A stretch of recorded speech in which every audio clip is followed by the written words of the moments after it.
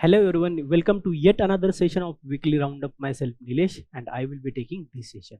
Before we start today's session, let us see what are the key headlines which we will cover in this session. In this session, we will cover 5 main news, 6 quick update and 1 personality news. In main news, first main news is about hydrogen train. India have launched its first hydrogen train under Hydrogen for Heritage project. Then second main news is about heat wave in Europe, as Europe's late June record-breaking heat wave caused over 10,000 deaths. Then third main news is about index of services production, which have been launched recently. Then fourth main news is about White Rabbit technology based Indian Standard Time distribution demonstration network. And last main news is about Semicon Mission 2.0, as cabinet have approved 1.27 lakh crore Semicon Mission 2.0. In quick updates, we will cover 6 quick updates such as Jagannath Rath Yatra, and in personality news we will cover K. Kamraj. So without wasting any time, let's dive into the first main news of the day. The first main news of the day is related to the science and technology, that is GS paper 3, and it is India have launched India's first hydrogen train under the Hydrogen for Heritage project. So we'll see why this step is very important in achieving the sustainable development and also green development, right? Also we'll see why hydrogen is very important fuel in the future, right? So this is the development. Now we'll see when this train was launched. So Prime Minister launched this train from Jind, Haryana on 17th July, and it is significant for transition toward the green and zero emission transport, right? And this is the first green hydrogen power train. So there are various types of hydrogen according to the method of production. We'll see what are those different types of hydrogen and which are those methods which are used in such production.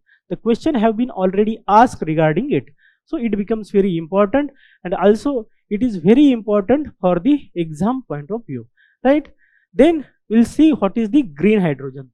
So green hydrogen is a zero emission fuel created by splitting water into hydrogen and oxygen. As you know, water have the molecular formula H2O, right? So it have two atoms of hydrogen and oxygen, and when it splits, so we can get hydrogen. This is the mechanism behind it, using the renewable electricity such as solar and wind, right?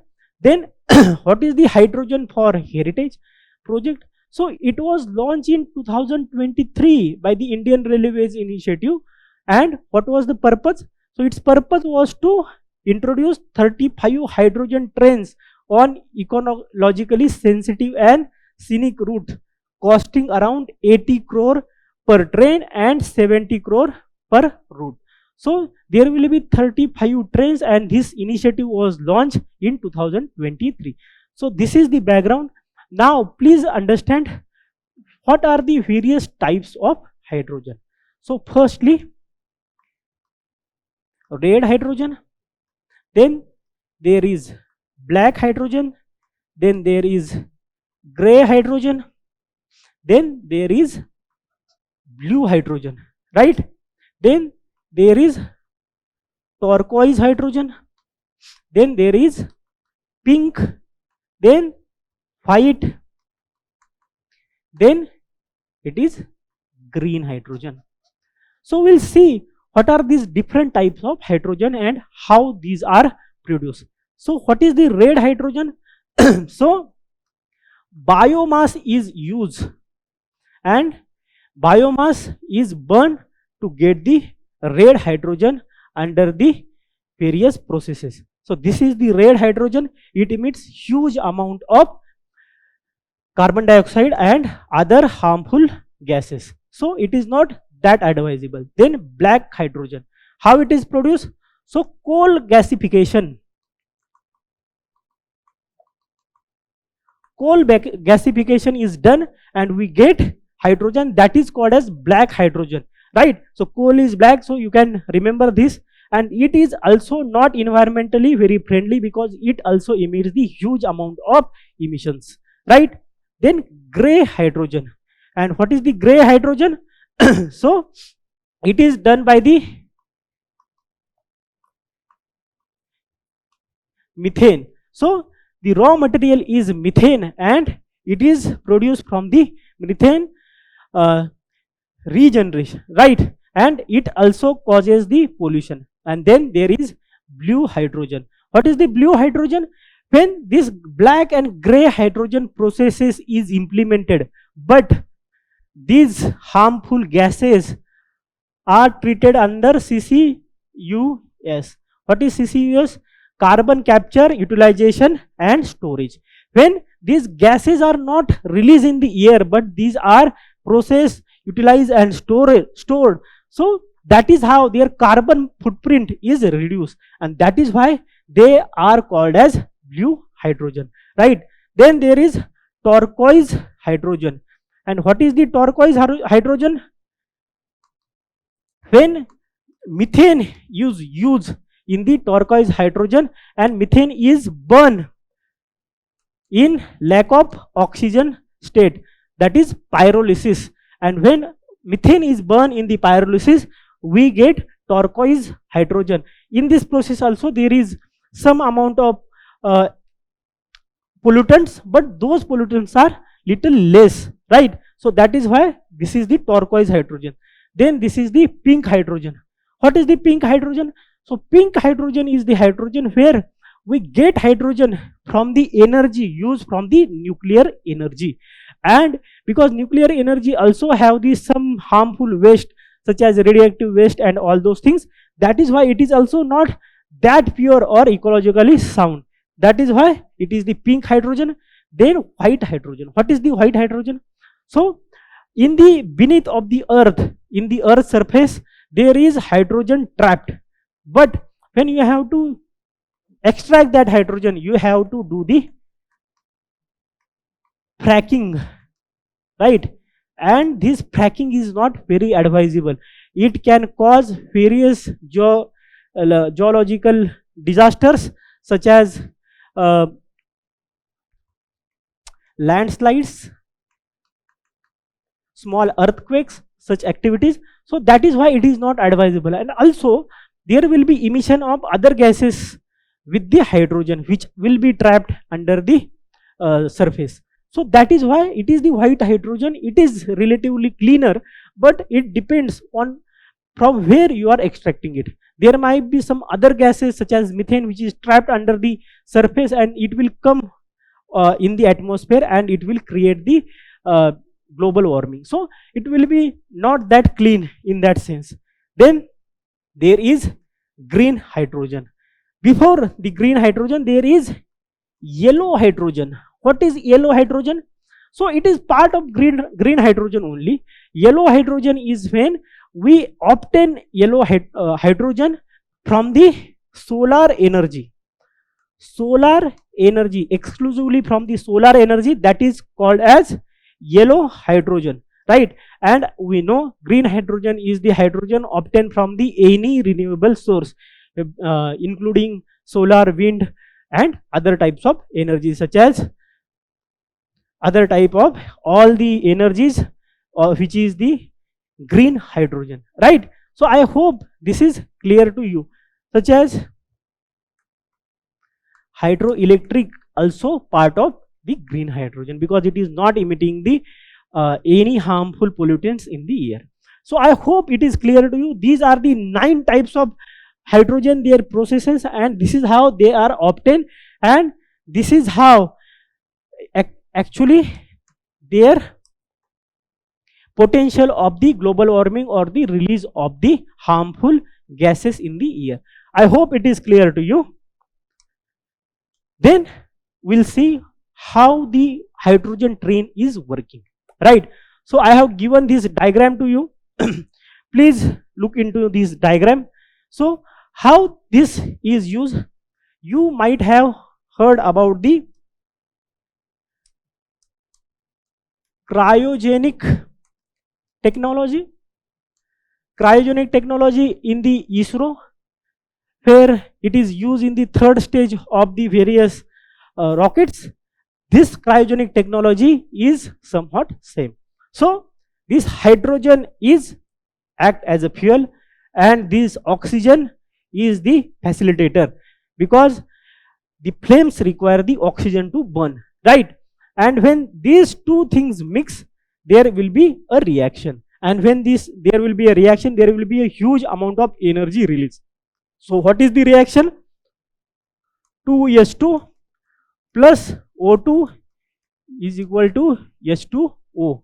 2H2O plus energy, right? So the only impurity or the only residue in this reaction except the energy is water. So you are actually getting water in this reaction, and there will be no harmful gas or any substance which will be releasing in this process, right? So there will be the energy production, the hydrogen and oxygen will be mixed and the electricity will produce, and this electricity will be provided to the motor, and this motor will actually run the train, right? So this energy will be provided to the motor and excess energy will be stored in the battery. And what is the purpose of this battery? Why there will be energy stored in this battery? Because this excessive energy will be utilized when there will be start of the train. There requires the more energy and more power, and this excess power will be provided by this battery, and this is how this train will work. Also there will be a regenerative braking. That means when there will be brakes, there will be generation of energy, and this energy will be also stored in the battery. So this is about the working of the hydrogen train. This is all given here. And which type of battery will be used? So there will be lithium iron phosphate, LiFePO4 batteries, which will store the surplus energy, and this will be used in the acceleration as we already seen, right? So this is the working of the train. When we will be writing the answer about this, please try to draw such diagram, so it will give the advantage to you over the other candidates. I hope it is clear to you. Now we will see what are the various challenges. You know the advantages. It will boost the clean energy, then it will also give the impetus to the more sustainable development and the zero emission goals by the 2070. All those things you know. But what are the various challenges in achieving this hydrogen fuel? The first challenge is high cost of technology. As we discuss various technologies, but these technologies are costly, and their technology and the production of hydrogen in actual practically is very cumbersome, very costly, and it requires a huge scientific skills and technological innovation. And that is why green hydrogen and the fuel cell technologies remains expensive. That is one thing. Then hydrogen storage is also a headache, because it requires storage at very high pressure or the cryogenic temperatures.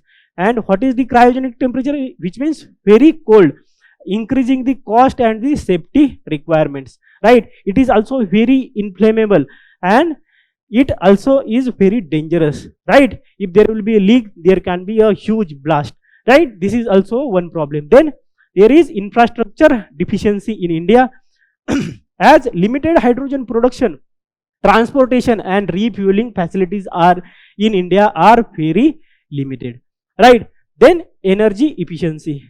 So converting electricity into hydrogen and back into the electricity leads to energy losses compared to direct railway electrification.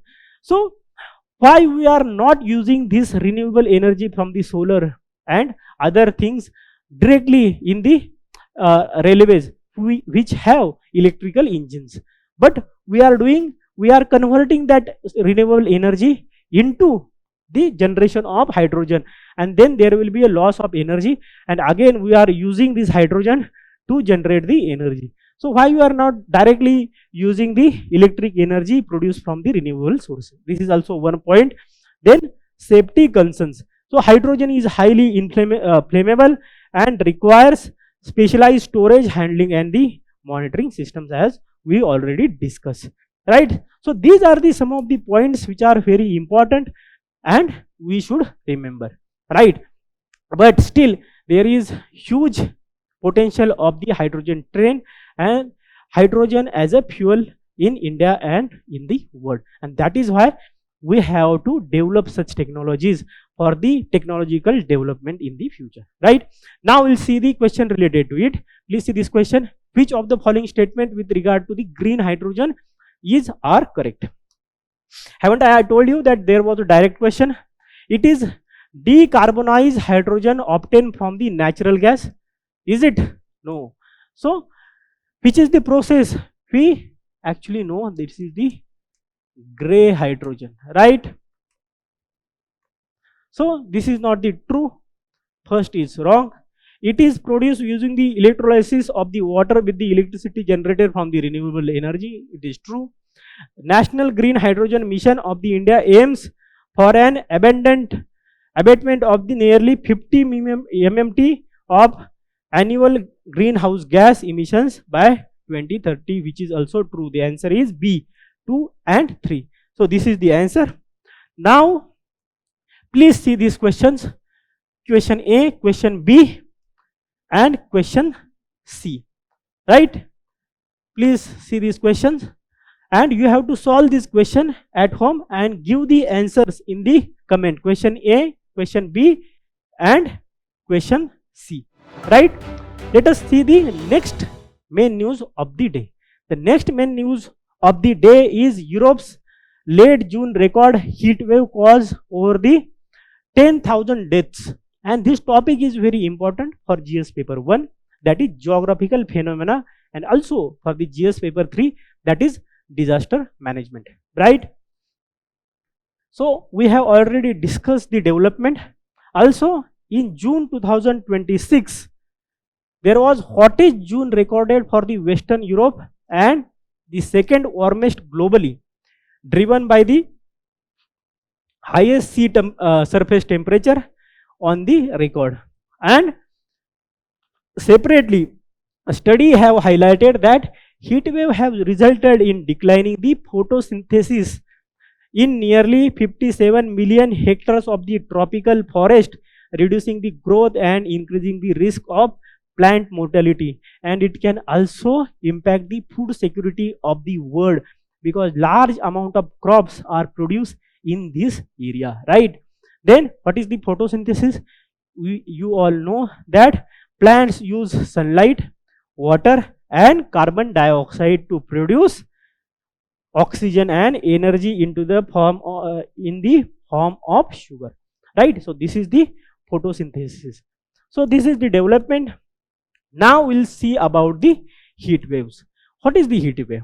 So the heat wave is the weather phenomena defined by the local cumulative excess heat over a sequence of unusually hot days and the nights. So there should be a sequence of hot day and night, and there will be a cumulative excess heat, right? And this heat or the temperature might be different according to different regions, right?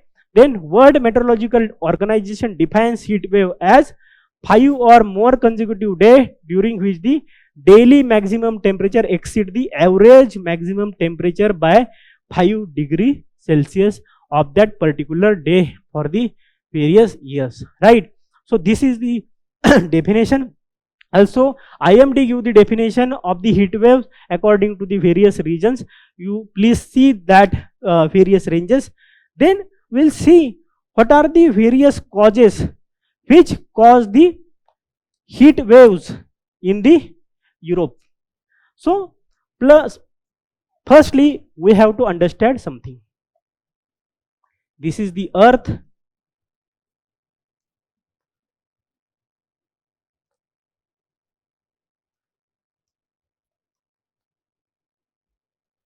and this is the equator, right?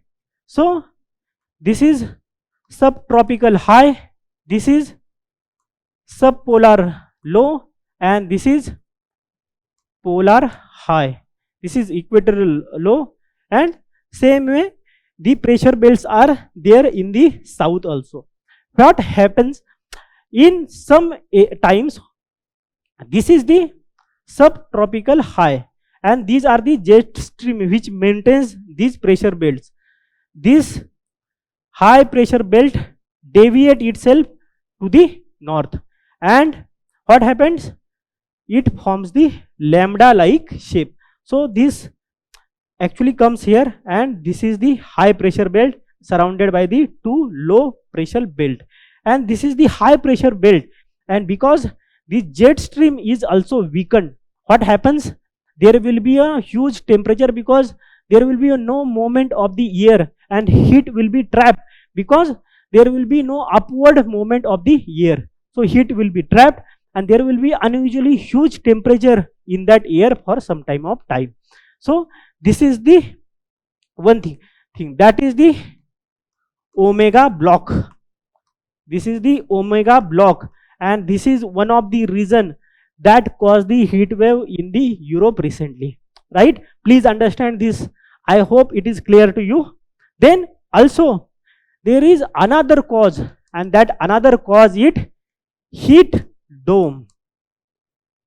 This concept is little different.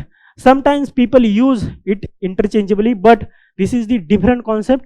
What happens in the heat dome? In heat dome, what happens? Two low pressure belts, low pressure, and they trap the air mass, hot air mass, as at the upper atmosphere. Where? At the upper atmosphere, and this act as a lead, and all the heat incoming is trapped here.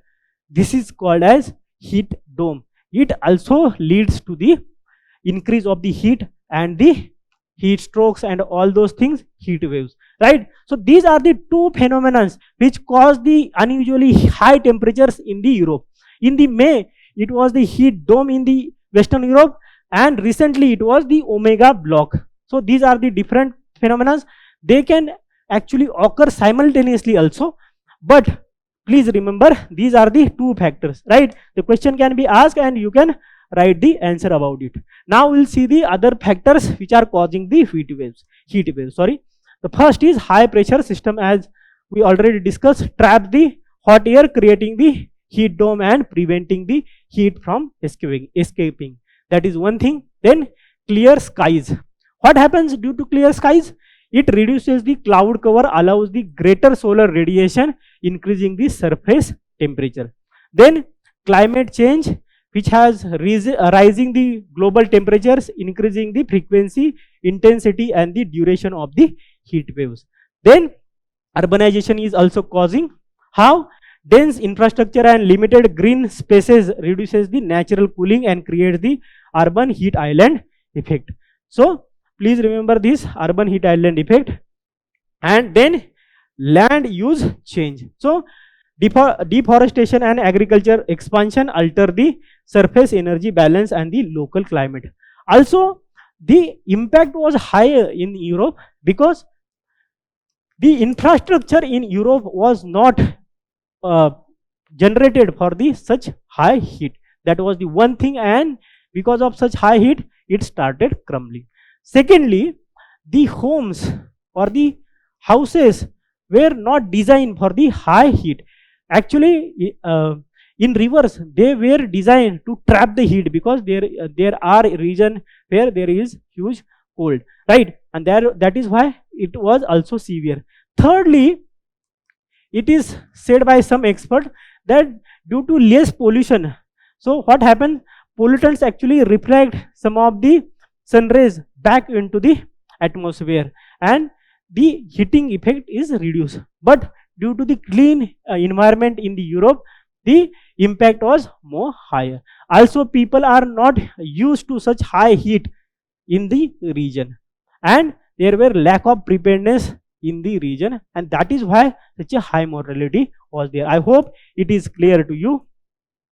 Now we'll see the question related to it. It is very important topic. The question can be asked because the various disasters happened recently. This one is very important and was widely covered in the various newspaper, and that is why please try to remember the way I explain you, and please draw diagrams of the heat dome and the omega block and all those things, right? Let us see this question. What are the possible limitations of India in mitigating the global warming at present in the immediate future? This question, the appropriate alternative technologies are not sufficiently available. India cannot invest huge funds in the research and development. Many developed countries have already set up their polluting industries in India. This is not correct. So C and D is wrong. And this question is not today's. This question was asked in 2010, and back then we had limited resources, so we cannot invest too much resources in R&D. That is also true before 16-17 years, and also appropriate alternative technologies were not sufficiently available back then. So the answer is A, that is 1 and 2, right? Let us see this question. This was the mains question asked. Bring out the causes for the formation of the heat islands in the urban habitat of the world. We have already discussed there is lack of green spaces and huge amount of concrete and all those things. So these infrastructure actually releases the heat at the night, and what happens, there will be a temperature difference of 3-4 degrees Celsius than the surrounding area, and that is what called as the heat island effect, right? And we have discussed various causes. You can give that, such as vehicular pollution and all those things, also use of ACs and all those things. So you can write the answer. Please try to write answer and give the other answers of the PYQ in the comment section, right? Now we'll see the third main news of the day. What is the third main news of the day? The third main news of the day is regarding the Index of Services Production, ISP, which has been launched recently on the 14th July. And this becomes very important for paper GS paper 3, that is Indian Economy and Planning, right? So what is the importance of this index? So this index is actually developed by the Ministry of Statistics and Program Implementation, MOSPI, and it has been launched the index as the India's first monthly high frequency indicator to measure the performance of the formal services sector. It will cover only formal services sector and not informal services sector. Very important, please remember that. And why it is important? Because services sector is dominant force in the Indian economy, contributing over 55% of the gross value added in the financial year 2025, and also it have contributed more than 50% in the last 10 to 20 years. Almost 2 decades it is contributing more than 50%, and that is why there should be a index which will measure various contributions of the services and the various issues, or where it is growing and where it is accelerating. Accordingly, the policies can be framed, there can be incentives given, there can be policies or the schemes made to boost the various sectors in these services. This is the very important, and that is why this index is released by the MOSPI. Right? Now we'll see about the index. Let us see about the Index of Services Production. So purpose, measure the short-term change in the real volume outputs of the formal services sector. Then what is the frequency? So trial monthly basis for the year 2025-26 and for the April 2026 on the July 14th, and thereafter regular release with a lag of 60 days on the 29th day of every month. So there will be lag of 60 days and it will be released on 29th day of every month, right? And what is the base year? The first trial ISP was released for the April 2026 with the 2024-2025 as the base year. What is the base year? Base year is the year where the economic indicator are relatively stable, and base year is used to actually calculate the real growth, right? So it will reduce the influence of the inflation and the other factors, and that is why base year is very important. Also base year should be near to the year which is assessed by the government, because there will be more relevant data, and also the various things or the goods will be covered. In this case services will be covered, and it will not be redundant, right? That is also one of the factor. So government recently have changed the base year for the various things such as CPI, then WPI and other things. So there is a same base year for the various indexes, and that is around the 2024-2025. You have to write what is the base year, new base year for the CPI and WPI in the comment section, right? Then let's see the coverage. It will cover 19 subsector representing about 60% of the services sector. Then it serves as the services sector counterpart of the index of industrial production. So for the industrial production, this was the index of industrial production, but for the services there was no such index, and that is why index of service production will be very helpful. Then what is the scope? So it will cover formal services, as we will discuss, as it is the primarily based on the GST registered enterprises. Please remember this thing, primarily, not wholly, but primarily. For example, trade, transport, banking, insurance, telecom, accommodation, food, real estate, IT, professional services, and the administrative services also, telecommunication and all those services. Please remember these services. UPSC in recent year is asking some of the factual questions, and that is why it becomes very important, right? I hope it is clear to you. Now we'll see services which are not covered. So all the informal services are not covered, plus public administration and defense, financial services excluding banking and insurance. Banking and insurance is covered, but other financial services will not be covered. Then social work activities without accommodation services of the membership organization will not be covered. Then personal services activities of private households with employed persons will not be covered. Then gambling and the betting activities not be covered. Then these are the various things. And why public administration, defense, all these services are not covered?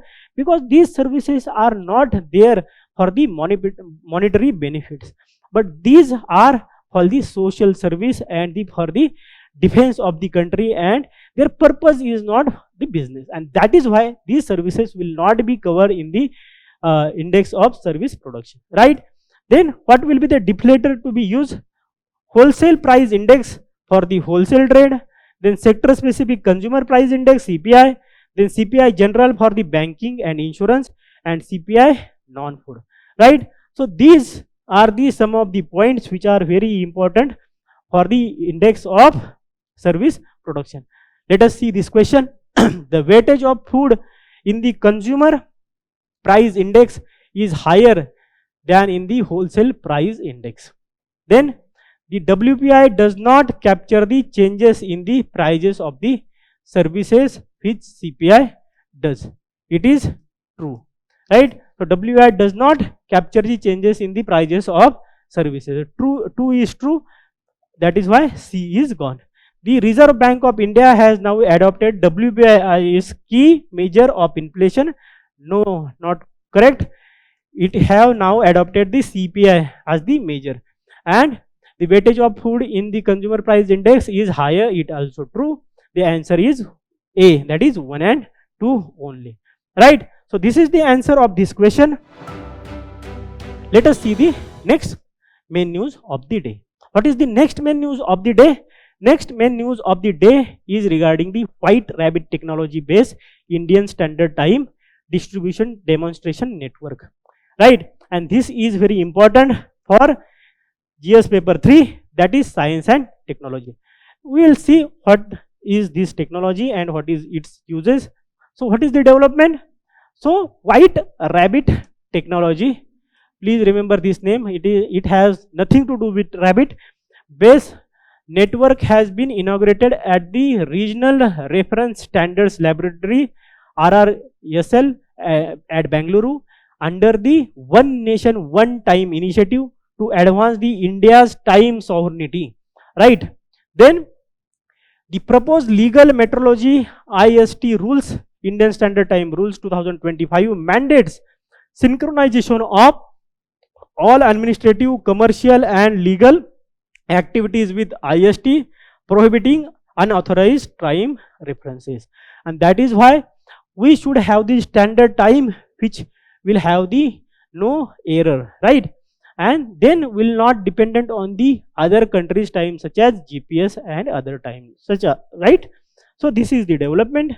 Now we'll see the IST distribution demonstration project and who is the nodal agency. So nodal agency will be Legal Metrology Division, Ministry of Consumer Affairs. No science and technology, no earth sciences. The Consumer Affairs Ministry is the nodal ministry. Please remember this. And which are various partners?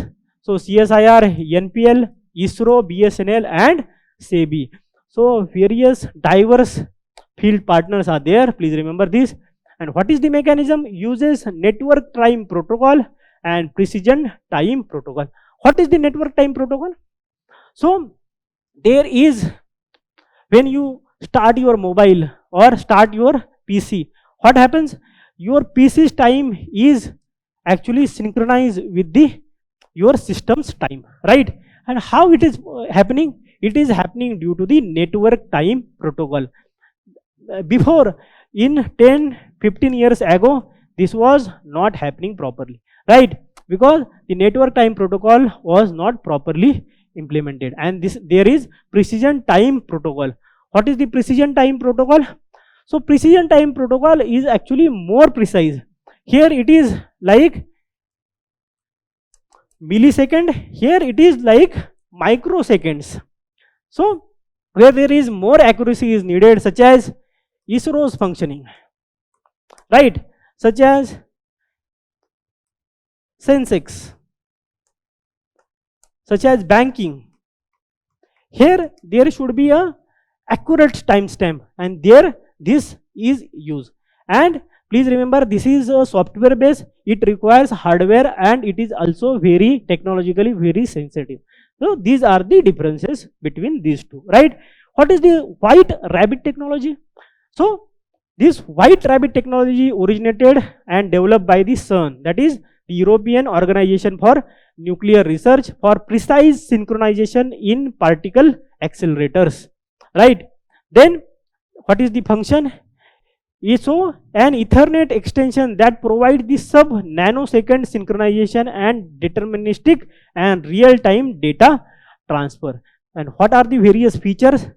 So sub-picoseconds accuracy, long distance scalability and simultaneous data and time transfer over a single optical fiber is possible in this. And it is a open source, that is freely adoptable by the industries and the institution. So this is about the white rabbit technology. UPSC can ask what is the white rabbit technology and for what it is utilized, right? Now we'll see about the Indian Standard Time. All we know that the central meridian of the country, that is 82 and 0.30 minutes meridian passing through the Mirzapur is the taken as the standard meridian or the IST maintained by the CSIR NPL. Please remember that. And it is 5 hours 30 minutes ahead of the Greenwich Mean Time, now Universal Coordinated Time UTC, right? It is ahead, right? Because we are in the east of the England. And then local time at prime meridian 0 longitude is known as the GMT, right? So this is about the IST. Your task is to tell in the comment section from which state Indian Standard Time line is passed, right? Then what is the significance? As we already saw, The time sovereignty will not be dependent on GPS and all those things. Then critical infrastructure such as power grid, telecom, defense and cyber systems will be having this, and there will be no jamming, snooping of the important data. Then economic stability ensures synchronization of the stock exchanges and digital payments. And then digital governance supports standardized, legally enforceable time for the transparent and the secure digital services. So this is all about this rabbit technology. Then we'll see the question related to it. So the question is, which of the following countries has its own satellite navigation system? Australia, Canada, Israel, Japan. We all know that Japan have one. And please give the name of the Russia, right? Then there is European Union, which is Galileo. Give the name of Russia. Then there is India, and you know that USA have the GPS, and then there is China, which have the Baidu, right? So please give the name of Russia and India. India though you might be knowing, but also Russia, right? This is all about this main news. Now we'll see the last main news of the day. Last main news of the day is the Semicon Mission 2.0, which has been approved by the cabinet recently, and its corpus is 1.27 lakh crore rupees, and it is very important for the GS paper 2, that is governance schemes, and GS paper 3, that is industrial development. So without wasting any time, let's see what is the development all about. So the building on the successful implementation of the first phase of Semicon India program, Semicon 1.0, Semicon India program, Semicon 2.0 aims to accelerate the development of the robust and resilient semiconductor ecosystem in India. And Semicon 1 was approved in 2021 with the budget allocation of 76,000 crore rupees for the development of sustainable semiconductor and display ecosystem, right? Now we'll see the various component about the Semicon 2.0. So the key objective is to build resilient domestic supply chains, improve the global supply chain stability, reduce the strategic vulnerabilities, and increase the domestic value addition over the time, right? Very standard. Then we'll see the key pillars of this Semicon India 2.0. Firstly, design. So it is develop semiconductor intellectual property, chips, designs and systems. Then machine and materials. So incentives manufacturing and R&D of the semiconductor equipments. Then setting up more fabs. What is the fabs? So fab is the fabrication units. Attract more manufacturers to set up semiconductor fabrication units. Then further strengthening the ATMP OSAT industry. Attract more advanced semiconductor packaging technologies to India. Then research and development, support the development of more advanced semiconductor nodes and the next generation technologies. And then talent development, right? So design, machines and manufacturing, setting up more fabs, further strengthening ATMP and OSAT industry for the packaging, then research and development and talent development, right? So packaging technologies to India. So these are these key pillars of the Semicon India 2.0. There are various major initiatives, and the question was asked. The first is India Semiconductor Mission, and it was launched in 2021 with the following scheme. The first scheme is Semiconductor Fab Scheme. So fabrication is the its purpose. Then display fab scheme with the 50% financial assistance, and then design link incentives scheme where design startup and MSMEs through incentive up to 15 crore per company is given. Then other initiatives such as scheme for promotion of manufacturing of electronic components and semiconductors, specs and electronics manufacturing clusters, EMC and EMC 2.0 to develop the infrastructure and ecosystem. So this is all about Semicon India 2.0. Oh, very important. Government have allocated around 1.27 lakh crore rupees. Very huge amount, because it is very important for the industrial revolution 4.0. The future technologies are all dependent on the semiconductor development, right? Please see this question. With reference to the solar power production in India, consider the following statements.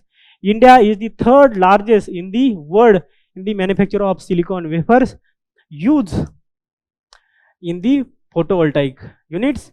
The solar power tariffs are determined by the Solar Energy Corporation of India. Both are these not correct. Answer is neither 1 and 2, right? In 2018 there was no single wafer was produced in India. Then the tariffs are determined by the competitive bidding and not by the PSU, which is Solar Energy Corporation of India. Both are not correct. India aims to become the semiconductor manufacturing hub. What are the challenges faced by the semiconductor industry in India? Mention the salient features of the Indian Semiconductor Mission, as we already discussed, and please write down the answer. Try to write the answer from the points we have discussed in our discussion, right? This is all about the main news. Now we'll see the personality in news of this week. And this week's personality is Kumaraswamy Kamraj, right? Was very important Congress leaders and also freedom fighter. So he was the freedom fighter and the leader, and he was remembered on his birth anniversary, that is July 15, right? He was born in the Virudhunagar, Tamil Nadu, into the Nadar caste, depressed caste, and he became the chief minister of the Madras province in the 1954. What are his key contribution? So role in the India's independent movement, became member of the Indian National Congress, inspired to join the freedom struggle by the Jallianwala Bagh massacre. Then participated in the salt satyagraha, Nagpur flag satyagraha, and led a sword satyagraha and the nail statue satyagraha. Then in 1942 he was jailed for the 3 years for his involvement in the Quit India movement. Elected to the Constituent Assembly from the Madras constituency, and very famous Kamraj plan set out the blueprint for the rebuilding the India's development, right? So this is about the personality in news, that is Kumaraswamy Kamraj was very important leader, and he was also important in the Congress organization, also served as the president of the Congress for some time, right? Now we'll see the quick updates of this week. The first quick update is very important. The first quick update is Jagannath Rath Yatra. So what is the development? So world famous Lord Jagannath Rath Yatra begins in Puri, Odisha, and we'll see about the Jagannath Rath Yatra. Before that, please remember one of the interesting fact.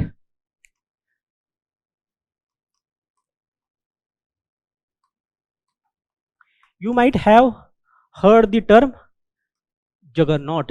What is the Juggernaut? The force to reckon with, unstoppable, huge, magnificent. This is the meaning of the English word Juggernaut.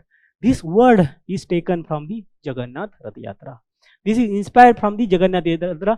When the Europeans saw first time, and the first European which actually documented Jagannath Rath Yatra was the Friar Odoric, and he was the Christian missionary, and he was there in the 1400, and he saw around 1400, and he saw this, and he documented first, and Europeans were so fascinated by the huge and humongousness of this yatra. So this word is originated from the Jagannath Rath Yatra, right? So this is one of the important fact, interesting fact you should know. And now we'll see about the Rath Yatra. It is an annual Hindu festival that celebrated the journey of Lord Jagannath, his elder brother Lord Balbhadra, and his younger sister goddesses Subhadra, from their home temple in Puri, Odisha, to their aunt's temple in Gundicha, about 3 kilometers away. So this is the 3 kilometers Rath Yatra, and there is huge participation of people in this Rath Yatra, right? After the 7-day stay, the deity is returned to the Jagannath temple again, completing a journey that has been observed for the centuries. So this is all about the Jagannath Rath Yatra. Now we'll see the second quick update of the day. Second quick update is about the Jodhpuri Mojari. And what is the Jodhpuri Mojari? What is the development? So center has granted a GI tag, that is geographical indicator, to the nearly 200-year-old Jodhpuri Mojari craft. What is the Jodhpuri Mojari craft? So it is a traditional handicrafted leather footwear from the Jodhpur, Rajasthan, and known for fine leather craftsmanship, intricate embroidery and decorative patterns, curved toe design and durability. Crafted primarily by the Jingar community, right? So please remember this community, Jingar community. And now we'll see about the GI tag. So it is an intellectual property right granted to products whose quality, reputation and characteristics are essentially linked to the geographical origin, right? Govern under the geographical indications of the Goods Registration and Protection Act of 1999, and registration is administered by the GI Registry, Chennai, and this is valid for 10 years and can be renewed. So this is about the Jodhpuri Mojari, which is the footwear, and it have accorded the GI tag. Now we'll see the FSSAI. Why it is in news? So Food Safety and Standard Authority of India has urged consumer to report the unsafe food practices by the sellers through its Food Safety Connect app, right? And it is statutory body established under the Food Safety and Standard Act 2006, FSS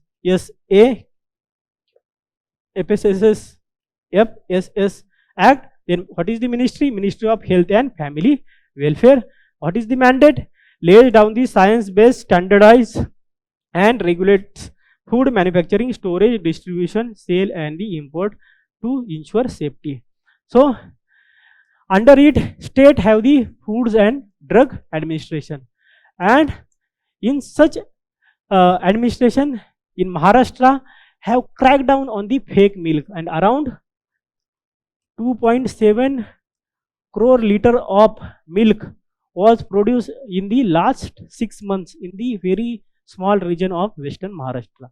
Please understand, this milk do not have the natural milk. It is produced by using the detergent, various chemicals, emulsifiers and all those things, and it have the 0% of the milk.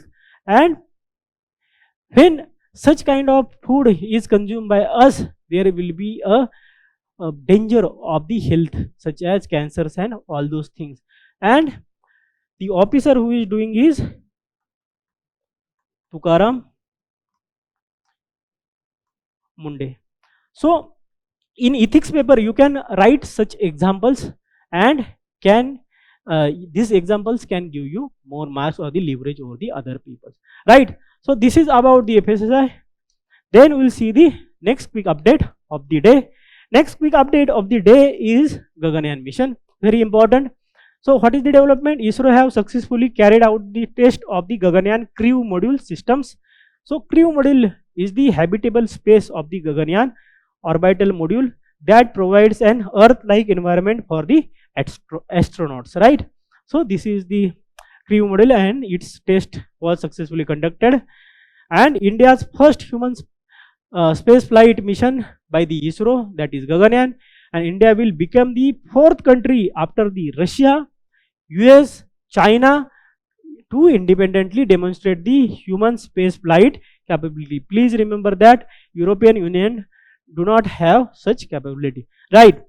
And what is the objective? Demonstrate India's human space flight capability by the sending 3 astronauts to 400 km low Earth orbit for 3 days and safely recover them in the sea.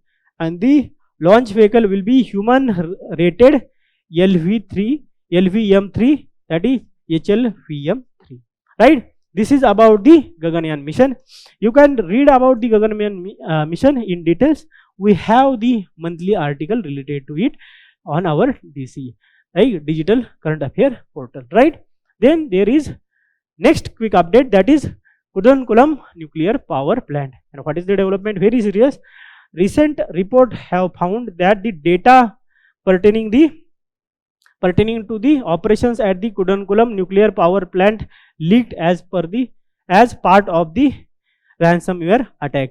So it have been clear by the government that this data was not related to the operations of the reactors itself, but any data related to the power plant is very sensitive. Critical infrastructure has been targeted by the ransomware, and this is the threat of the cyber crime or the cyber attacks, and even the critical infrastructure can be endangered, right?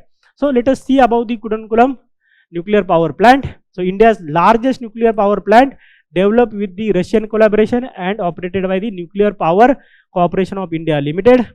NPCIL is the public sector enterprise under the administrative control of the Department of the Atomic Energy, DAE, right?